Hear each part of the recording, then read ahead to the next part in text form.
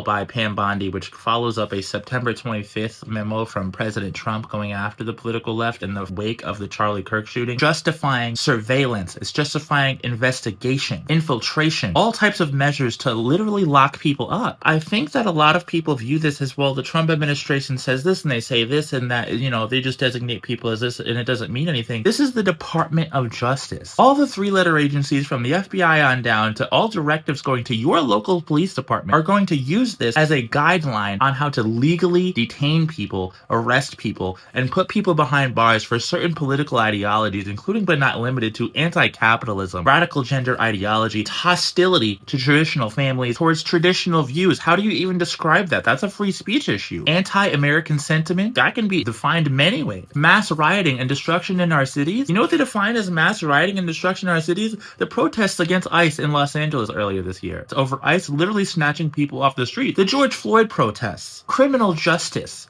protests. Who do you think those people are? But yet it's being treated as domestic terrorism. And it's not just that they feel this way, it's that they've acted on this way. Tens of thousands of people have been detained by ICE on the strength that they could be a violent criminal. And 75% of people have no criminal record at all, but that doesn't change the fact that they're getting fucking detained. That doesn't stop people from getting deported out of the country. That doesn't stop people from getting arrested. That doesn't stop people from getting harassed. None of that stops. Regardless of what you think about the administration's bullshit reasons and their bullshit perspectives, these are people in power. That's still happening. We can't necessarily expect the Supreme Court to weigh in because that's why racial discrimination was legalized. It wasn't legalized because they feel like racial discrimination is okay. They said that the cops need to do their job. And whatever it takes for a cop to do their job is fine, is all well and good legally. Military went into Los Angeles under the concept that people were protesting ICE and that the government decided it was too violent. That's why the military's in Chicago right now. Despite Chicago having double-digit decreases in crime, we literally have the military on the actual streets of DC. In Memphis, we have ICE raids going on right now in Minneapolis and New Orleans, specifically under the concept of a massive threat. There was a report in Chicago that I reported on, a 233-page report that said that ICE was making up a lot of the shit they talk about. They say that people are violent and they're going after them. The body cams